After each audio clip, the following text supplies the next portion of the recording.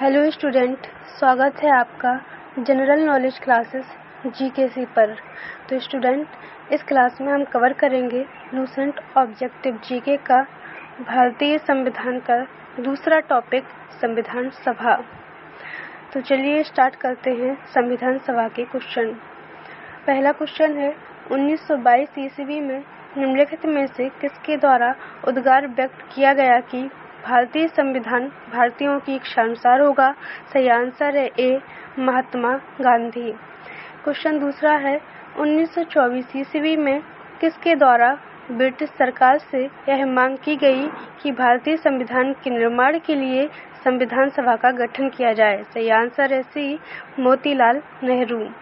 अगला क्वेश्चन है, संविधान सभा के विचार का औपचारिक रूप से प्रतिपादन किसके द्वारा किया गया?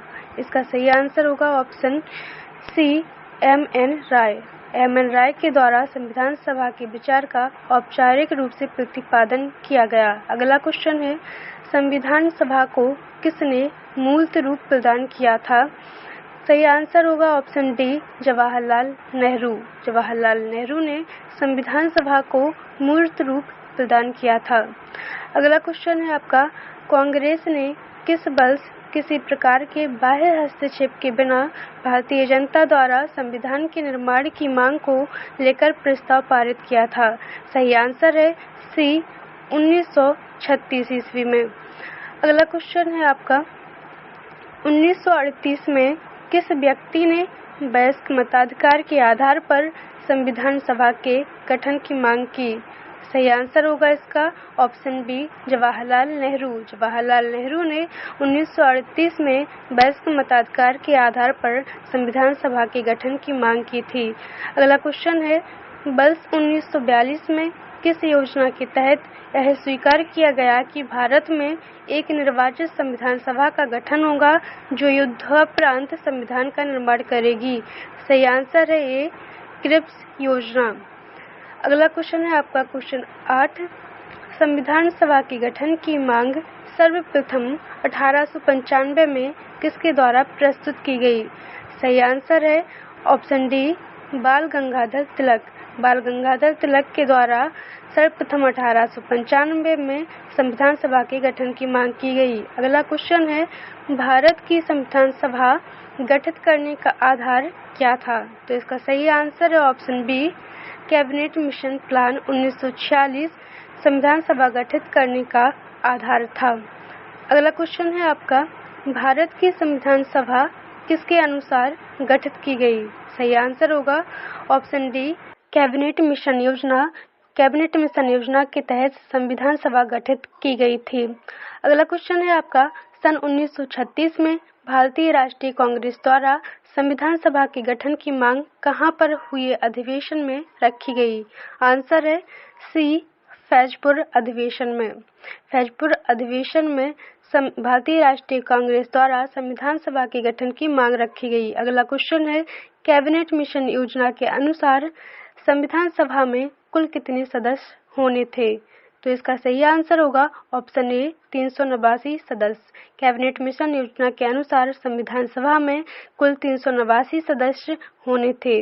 अगला क्वेश्चन है, प्रस्तावित मूल संविधान में कुल सदस्यों का विभाजन किस प्रकार होना निश्चित हुआ था? सही आंसर है ऑप्शन डी, उपर्युक्त सभी।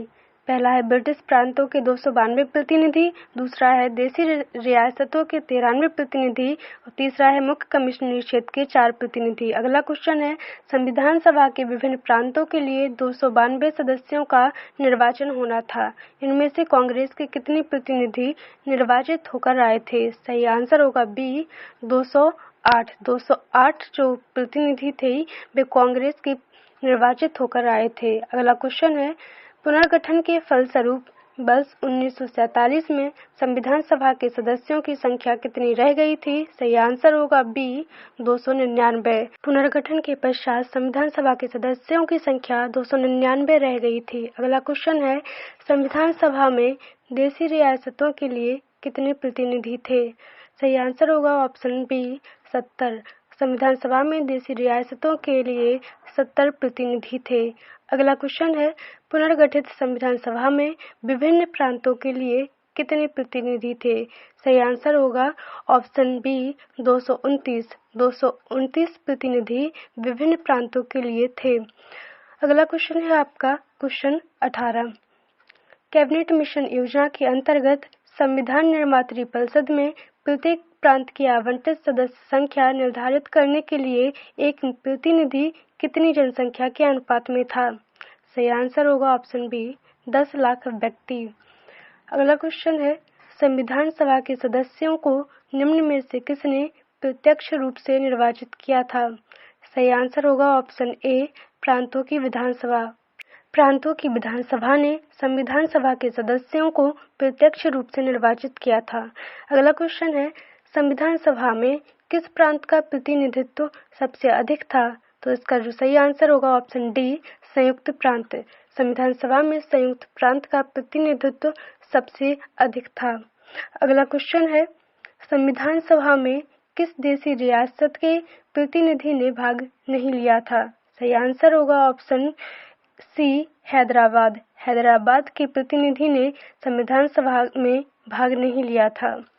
अगला क्वेश्चन है बी.आर. अम्बेडकर का संविधान सभा में निर्वाचन हुआ था। तो इसका सही आंसर होगा ऑप्शन ए पश्चिम बंगाल से।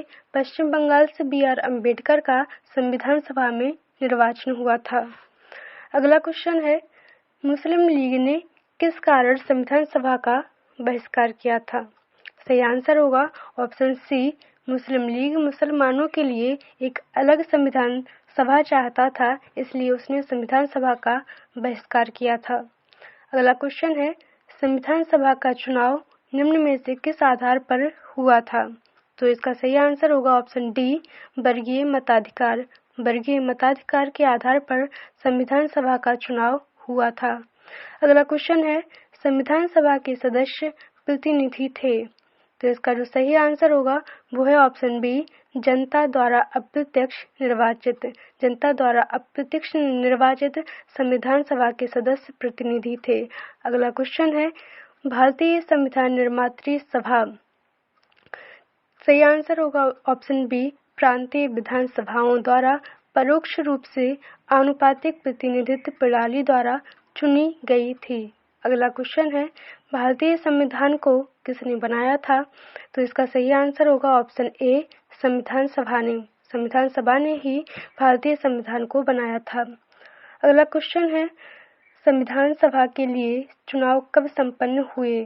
तो इसका जो सही आंसर होगा वो है ऑप्शन बी 1946 में। 1946 ईस्वी में संविधान सभा के लिए चुनाव संपन्न हुए थे। अगला क्वेश्चन है भारतीय संविधान सभा की स्थापना कब हुई? तो इसका जो सही आंसर होगा वो है ऑप्शन बी 9 दिसंबर 1946। 9 दिसंबर 1946 को भारतीय संविधान सभा की स्थापना हुई। अगला क्वेश्चन है संविधान सभा का प्रथम अधिवेशन कहाँ हुआ था? सही आंसर होगा ऑप्शन डी दिल्ली में।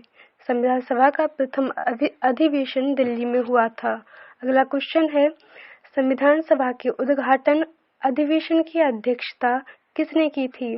तो जो इसका सही आंसर होगा ऑप्शन बी सच्चिदानंद सिन्हा। सच्चिदानंद सिन्हा ने संविधान सभा के उद्घाटन अधिवेशन की अध्यक्षता की थी।